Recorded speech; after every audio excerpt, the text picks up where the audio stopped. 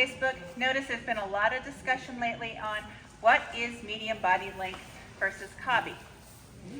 My kind of rough definition of medium body length is when you look at the side view of a cavy, you've got the head to about the shoulder or behind the crown, you've got the midsection, and then you've got the rump. That breaks it up kind of into 3 equal sections. If those are kind of all equal, then you've got a medium body length cavy. Senior boars will get longer when they get to be a bit older. It's just the nature of the beast. Sows tend to stay a little bit shorter bodied throughout their life. So they have a little bit longer show life. Now if you're looking at a Texel, which is our only cavy breed, to me, they kind of, to be in proportion, you split them in half. And so you've got your front half of the cavy is like from the mid body to the nose, mid body to the rump, and that's what your cavy body is. It's much shorter through the midsection. That's what creates the caviness. Now I have noticed on the table, and I've seen other discussions on other groups, that the medium body length in the Texel is starting to get lost. That they are becoming more medium body length animals, and we need to shorten them back up. And as judges, we need to comment on that. So if you see a Texel that's supposed to be cavy bodied, you need to point it out and say, you know, it's not all about the ringlets. It's about what's under the ringlets too. And that goes for all the long-haired breeds. You've got to remember that there's more to them than just their coats. Actually, all the breeds. It goes to all the breeds.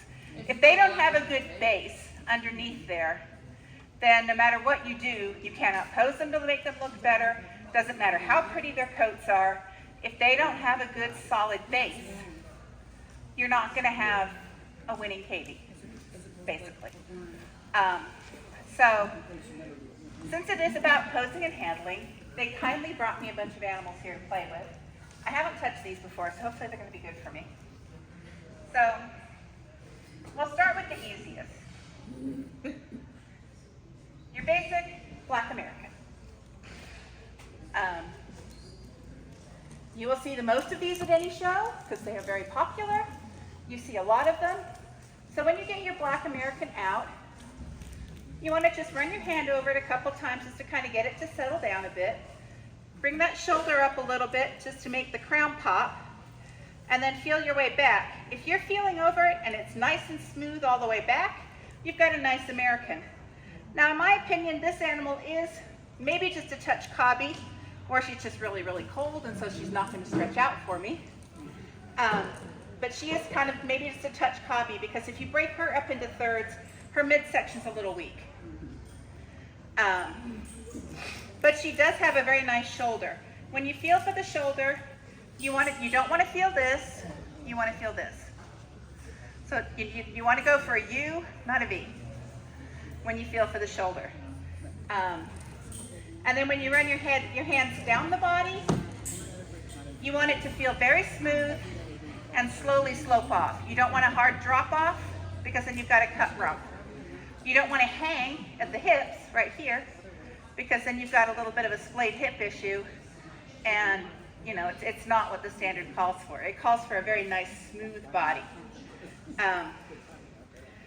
Another tip, make sure you look at both sides of the cavy. I catch myself doing this. I tend to be left-sided. I look at the left side a lot more than the right. Flip it around. Had a very good friend called me in a panic after judged one of their first shows, and their best American had a side whisker on the opposite side. He didn't see it till it came up for best in show. So, and if that happens, just so you guys know, the cavy keeps its award. It doesn't get its award taken away from it. It just cannot compete further. So that's a good reason to, actually make sure you look at both sides of the cavy when you're posing them up. Because some cavies do have good sides and bad sides. What's a side whisker? Side whiskers, when the hair comes out like this, it can be anywhere in the body, but usually it's behind the ear, and it's like, let's see if I can get her one. It kind of does this and sticks out. And they can be very subtle. Yeah, look down from the top is another good way to see it, because they'll be sitting out. But they actually can have them anywhere on the body, but this is the most common place we see them, is up by the face, or just behind the ear. It's also good, especially on your satinized American breeds, looking at both sides, because sometimes they'll have bad feathering, where the coat, instead of see how nice and smooth her coat goes back? If it's a feathered coat, this will be going down a little bit. Super common in all the satinized breeds, something all of us need to work on, but some of them will have it worse on one side versus the other. It's a fault, it's not a disqualification unless it's excessive. I have seen them where they actually in my own barn, I had a red that did this and I didn't keep her, but she literally was feathered her entire side. And it's really hard to get rid of, so in that respect, culling is very important. So this is your basic American. The presenter's got an extra thing. Now, another breed you'll see quite a few of that get handled a little bit differently are your teddies.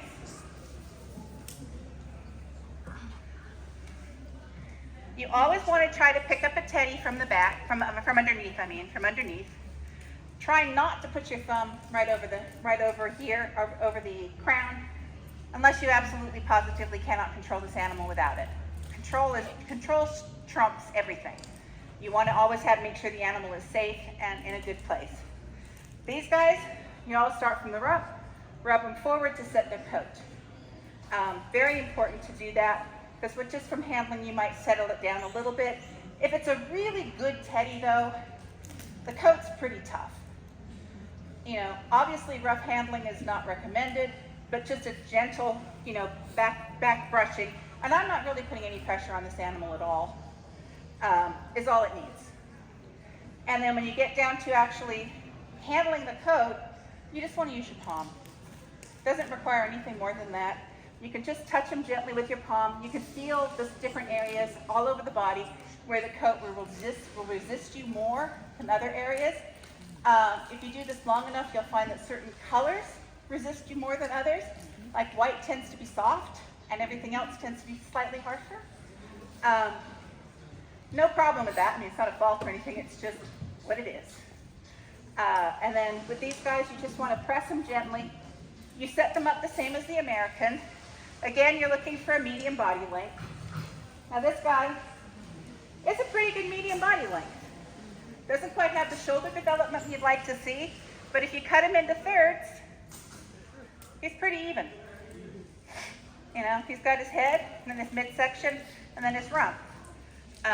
These guys do have a tendency to be what us old timers used to call mandolin, which means he's got a bit of flair on his butt. It's something I recommend teddy breeders work on. It's really hard because it seems to be sort of genetically linked to this coat type, because I've very rarely seen one that has not got a bit of an extra butt. But it's something that to be considered. This guy actually has a very decent coat, very nice coat on him. You give him a nice pat, you kind of feel it.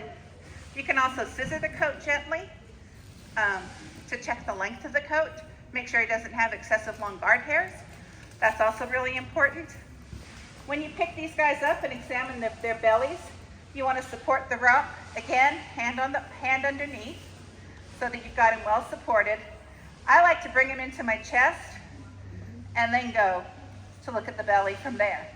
And I'm just rolling it back on its coat.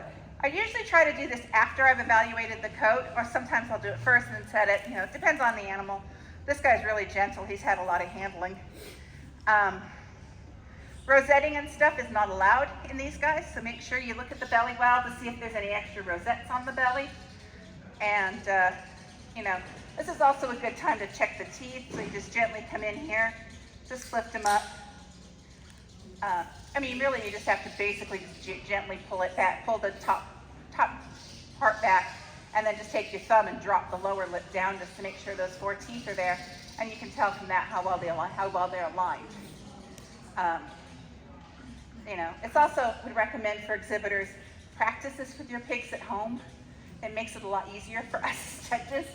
Also trim their nails. This is a show. It is a bit of a beauty contest, so, you know, beauty counts. Trim those nails for 2 reasons. 1, makes it easier for us to handle them. And 2, we cannot set a guinea pig with extra long, especially rear nails, correctly because the nails won't allow us to. They cannot get those feet flat. And so we can't actually get them to pose correctly. So very important that you get those nails trimmed off. So I've got one more short hair up here to show you guys, and then we'll just go to the long hairs. So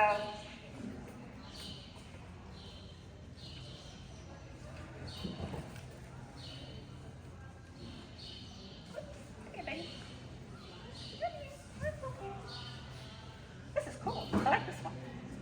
So here's a cow white crested that's starting to smut out pretty badly on the back here. But with these guys, basically same handling as a standard American. And this also goes for your ABBYs too. What you want to do with this is when you're examining the crest, you want to go ahead and set it, which basically means you're just, just gently pushing it around just to make sure you're checking where the center is. You want a nice dead center on it. This guy has a decent crest, very nicely filled in, a little long through the front. See how it kind of creates more of an oval than a perfect circle? So he's just a little long in the front. Not a huge deduction in points, but just something as a judge, and we're comparing them to other white crested, that would, maybe detract from him. But as far as posing and handling goes, very similar. Set the feet, lift the head up a little bit, smooth them out.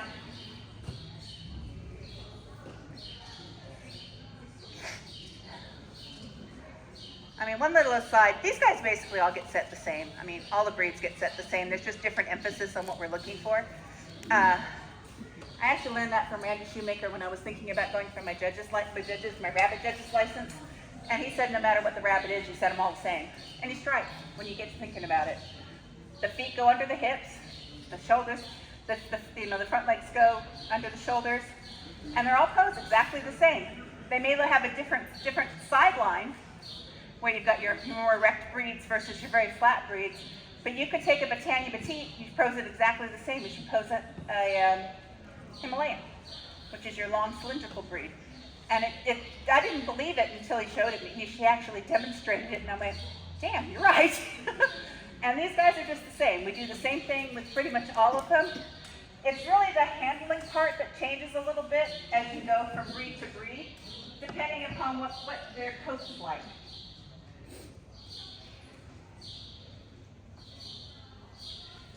So, now we have a couple of fun ones.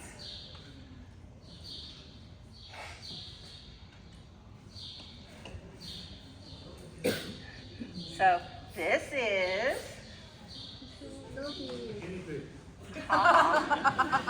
this is a silky.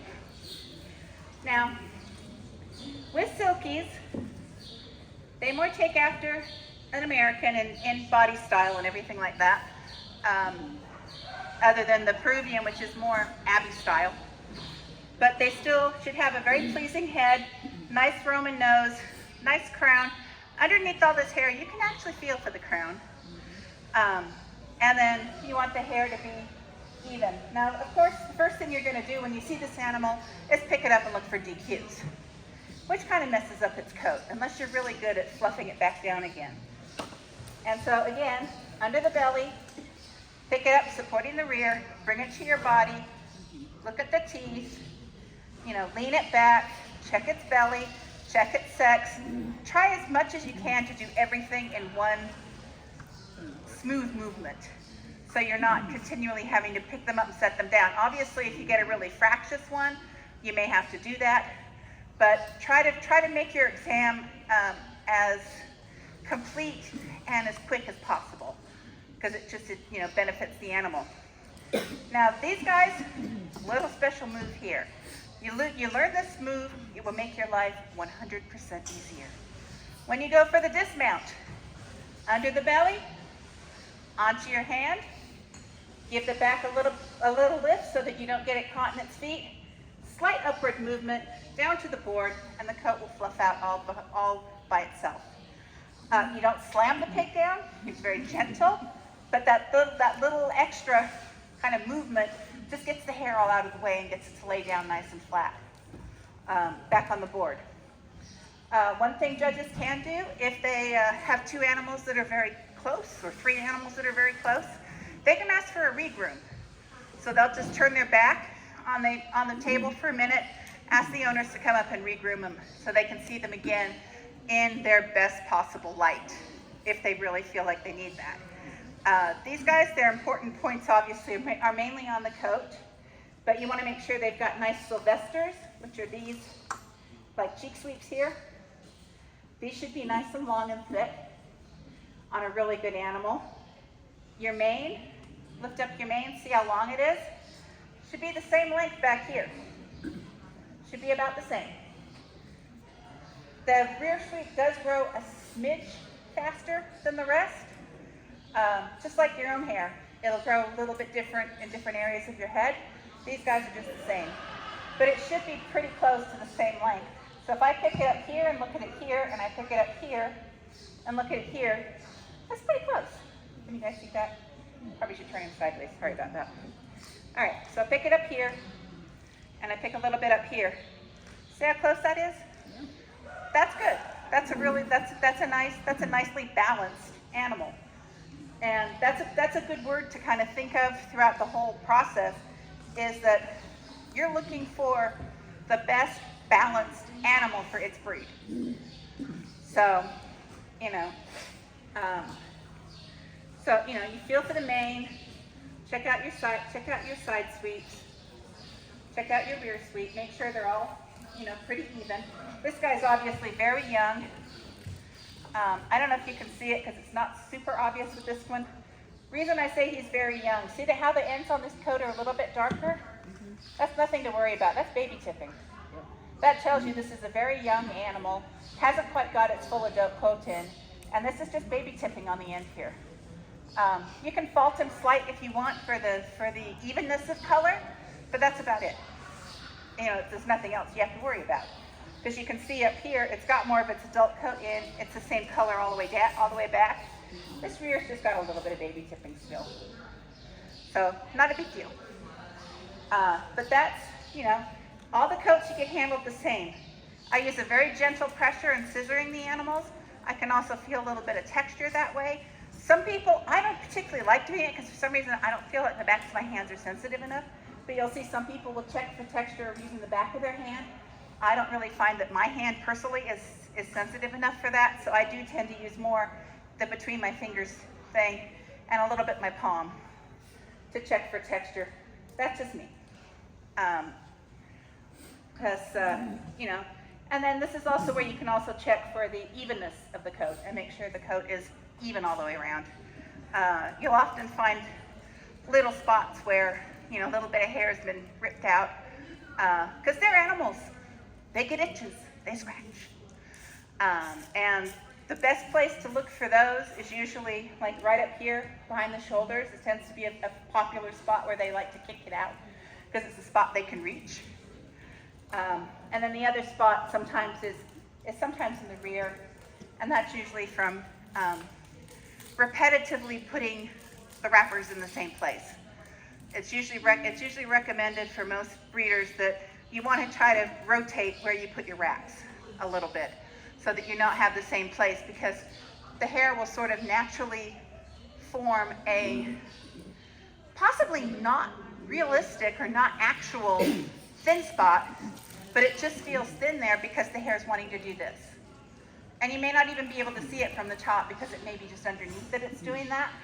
And they managed to groom it down on the top, but they didn't maybe quite get through all the layers, so it's not all been brought back together again. Or as soon as they stop brushing, it goes back out again. So that's why when I used to raise these guys, I would put them in 2, and then next time I did them, I'd put them in 3, and then back to 2, and then 3 again, just so that that gap keeps moving. Because it does make a difference how you groom these guys, how well they hold up.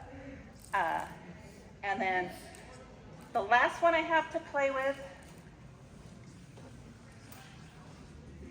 is our friend the Texel.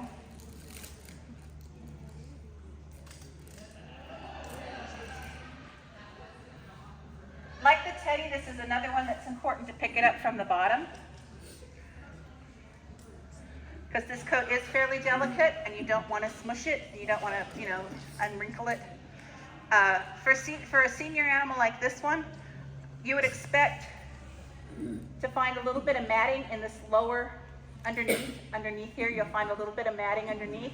This one's actually not too bad. It's got a little bit starting because this coat is so delicate and we don't do anything with it in this country. Like in Europe, they brush them out. So keeping them natural without having the coat matte is really hard, because you have to really get underneath there and really work on this undercoat. You can see right here where it's starting to matte a little bit. It's a fault, not a big deal. But again, delicate coat, don't want to ruin it, because once these guys get frizzy, there's kind of no going back from frizzy. So you don't want to frizz out a coat by handling. So again, very gentle fit, very gentle. This is where I like the finger routine again, where you're just feeling for it. It's also a good way to check length, make sure it's even all the way around. And then when I go to check the actual ringlets themselves, I usually just kind of use the side of my hand, pick the coat up, and just let it drop, and look at it as the coat's falling. And that's a good way you can evaluate the quality of the ringlets, whether or not they're, the correct size ringlets, which they call for. I'm going to get this wrong. I think it's 1/8 of an inch is what they recommend in the standard. 1/8 of an inch, which is pretty small. Where you have to have that in here, and then. Again with these guys, when you pick them up, to check teeth and look at the belly, because belly curl is required. So they have to have belly curl. You cannot have a Texel with a straight belly or a flat belly. They have to have, let's see what yours is like. Oh, yours is good. You have to have curl. See all that curl? That's really nice. That's what you want to see when you pick these guys up. You want to see all that curl on there. And on babies, it'll even be a tighter curl. Can you show us again? Turn it more so we can see. Oh, there you go. Ta-da! This is a very nice piggy. He's being very good. This one I will point out though, feeling for where the hair is, I would call this one slightly long in body. He's got just a little bit. He should be probably more like there would be where he should end, but he's got about 1/2 inch or so extra on the rump here. Again, more of a bory problem than a sowie problem, but that's something you would may not want to consider using him for a lot of breeding, because you do want to get that shorter body in, or just maybe give him a test breeding. But he is starting to look a little bit long, just a smidge. But, like I said, it's something that's been being talked about lately, is these guys getting a little bit longer in body, that we should probably start thinking about when we're judging them. I know it's really fun to get really into the coat and all those little ringlets and how it feels, but you got to remember there's a base under there, and we're not just judging the coats, we're judging the complete animal. That includes the base, which is its body. So that's kind of it, what I've got for you guys. Any questions? Yeah? Why do you think they're getting longer? I think people are not paying attention enough in their breeding programs, and they're just starting to let them get longer. Like looking for big animals? Probably looking for animals that'll make weight, because the actual show career for Texels, they're usually at their best as intermediates, partly for the coat development, partly for, the ringlets start getting frizzy, they start getting matted. So an intermediate is usually, I won't say always, but usually going to be your best to breed animal if you get a good choice of them. But I think predominantly because people show them so young, they don't know, I've started thinking, we used to say 26 ounces is when you can breed them. I'm starting to think you need to wait until they're 32. No, it's 26 is what we've always told people. But I've been starting to think it's better to wait until they're 32, because then you can see better what that animal is going to be like as an adult. Make sure they're senior age, senior weight. before you start breeding them, because you know, an animal may make 26 ounces. That may be it. It may not get any bigger. And you've introduced that into your line. Or like this guy, you know, may have looked really great as an intermediate going into senior, but then when he hit, you know, say 10 months, he went a little bit long. Well, you might have already used him for breeding half your stock. So you don't just evaluate your animals once. You evaluate your animals throughout their lives, and may have to make decisions about whether or not to continue using them based upon what you're seeing then. And also kind of keep it in your head, or make a note in your pedigree program, you know, what this progression was, so that you better understand your own line. Anything else? All right.